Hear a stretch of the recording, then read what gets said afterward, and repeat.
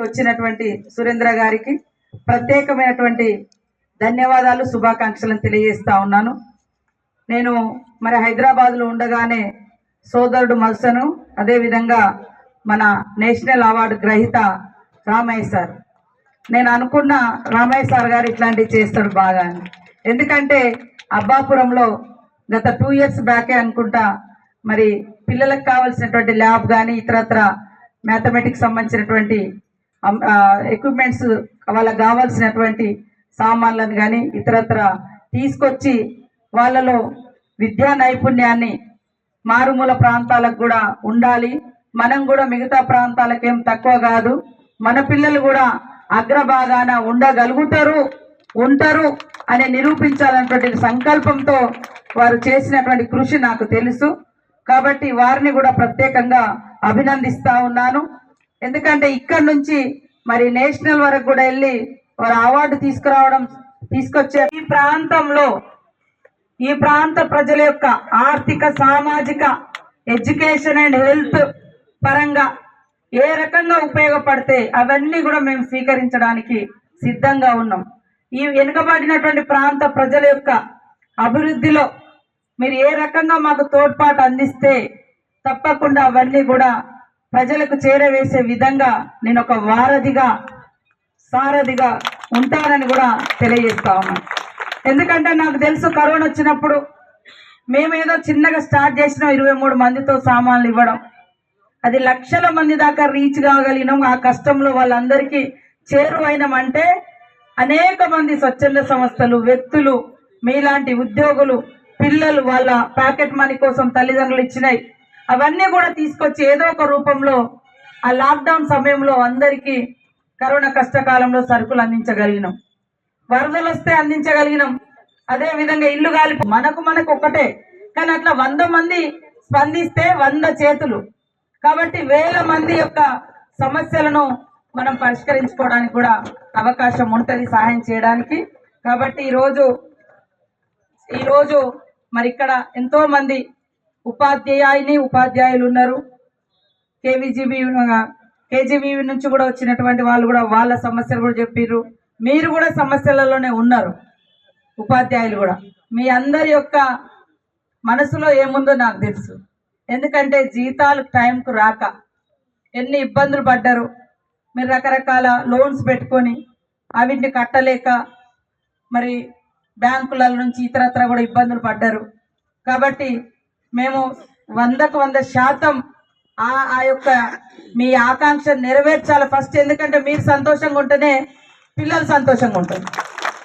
ఎందుకంటే ఫస్ట్ ఉపాధ్యాయులు కరెక్ట్గా వాళ్ళ మైండ్ సెట్ మంచిగా ఉండాలి. మీరు బాధలో ఉంటే దాని యొక్క రిఫ్లెక్షన్ ఖచ్చితంగా పిల్లల మీద పడుతుంది.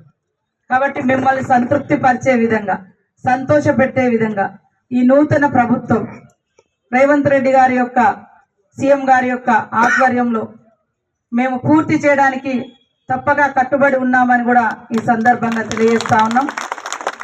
విద్యార్థులు కూడా పొద్దున వచ్చి ఉంటారు, ఆకలి ఉంటుంది పాపం. కాబట్టి మరి మీ అందరినీ ఇబ్బంది పెట్టడం నాకు ఇష్టం లేదు. మీరందరూ కూడా ఇంకా నేను మీ అందరితో ఇంటరాక్ట్ అవుతా. ఒక 3-4 days అసెంబ్లీ ఉంది. అదే కాకుండా ప్రెసిడెంట్ ఆఫ్ ఇండియా కూడా ఈరోజు ముర్ము గారు ఇక్కడికి వస్తున్నారు, మన హైదరాబాద్కి వస్తున్న సందర్భంగా ప్రోటోకాల్ కూడా నాకు కొంచెం బాధ్యత ఉంది. సో నేను కొంచెం వెళ్ళే పరిస్థితి ఉంది. కాబట్టి మీతో ఎక్కువ మరి టైం కేటాయించలేకపోయినందుకు మన్నించాలని కోరుకుంటూ, మీ ప్రతి సమస్య పరిష్కారానికి మీ ఆడబిడ్డనే ఉన్నది అక్కడ అని అంతే చొరవతో ఎప్పుడైనా రావచ్చు. మంత్రి అయింది కదా మనకు దూరం అయిందని ఏర్పడింది కొన్ని సమస్యలు, వాటిని కూడా నేను కూడా ఒక పంచాయతీరాజ్ శాఖ మినిస్టర్గా ఇప్పుడు జిల్లాలలో మన ములుగుకే మరి యొక్క డిఓ గారి ద్వారా నేషనల్ అవార్డు వరకు వెళ్ళి సాధించుకోవడం అనేది ఇక్కడ డిస్ట్రిక్ట్ ఆఫీసర్స్ను, అదేవిధంగా ఎడ్యుకేషన్ డిపార్ట్మెంట్, అదేవిధంగా ఉపాధ్యాయులందరినీ కూడా ప్రత్యేకంగా అభినందిస్తా ఉన్నాను.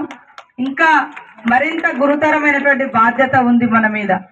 ఎందుకంటే మనం ఒక అడుగు నేషనల్ వరకు వెళ్ళినామంటే 100% మనము ఎడ్యుకేషన్లో అగ్రభాగాన ఉండే విధంగా బాధ్యత వచ్చినట్టు. ఎందుకంటే ఒక అవార్డు వచ్చింది కాబట్టి మరి రిలాక్స్ అయిపోదాం అనేది కాదు. ఆ యొక్క అంచనాలను, సమాజం పెట్టుకున్న అంచనాలను, లేదా రాష్ట్రం నుంచి కేంద్రం దాకా పోయినటువంటి ఆ యొక్క అంచనాలను మనం కాపాడుకుంటూ ఇంకా మిగతా సమాజంతో, మిగతా రాష్ట్రాలతో పోటీ పడే విధంగా మీరందరూ కూడా కృషి చేయాలని మీ అందరినీ కోరుకుంటా ఉన్నాను.